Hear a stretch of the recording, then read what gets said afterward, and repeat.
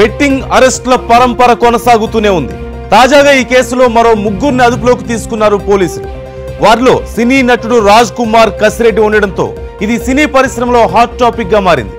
ఈ రోజు పొద్దున హైదరాబాద్ లో ఆయన నివాసం వద్ద ఆయన్ను మరియు మరో ఇద్దరు అనుమానితులను అదుపులోకి తీసుకున్నారు పోలీసులు.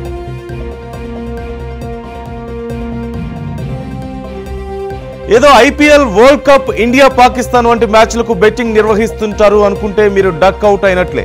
దేశంలో రంజీలు మొదలుకొని ఆఫ్ఘనిస్తాన్, బంగ్లాదేశ్ వంటి చిన్న చితక మ్యాచ్లకు కూడా బెట్టింగ్లు జోరుగానే సాగుతున్నాయి. ఇతను రాజావారు, రాణివారుతో మొదలై అక్కడి నుంచి అంచెలంచెలుగా ఎదిగాడు.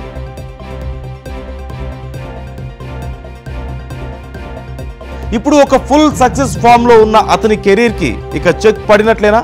తాజాగా ఆయన గీతా ఆర్ట్స్ ప్రొడక్షన్ లో బన్నీవాస్ గారి నిర్మాణంలో నర్నే నితిన్ ప్రధాన పాత్ర వహిస్తున్నటువంటి ఐ సినిమాలో ఒక ముఖ్య పాత్ర పోషించారు.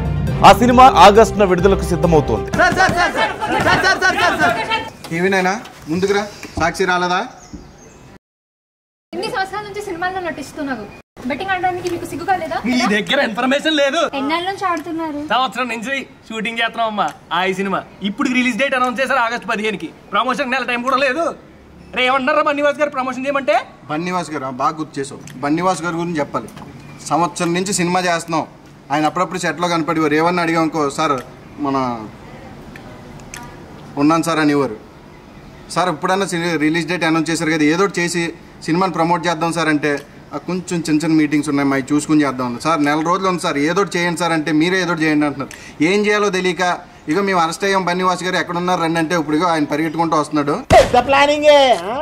వచ్చిన తర్వాత ఆయన ఏం చెప్తారో దాన్ని బట్టి ఇంకా ఇంకా ఇంకా ఇంకా ఇంకా మీరు థియేటర్కి వచ్చే వరకు ప్రమోషన్ చేస్తూనే ఉంటాం.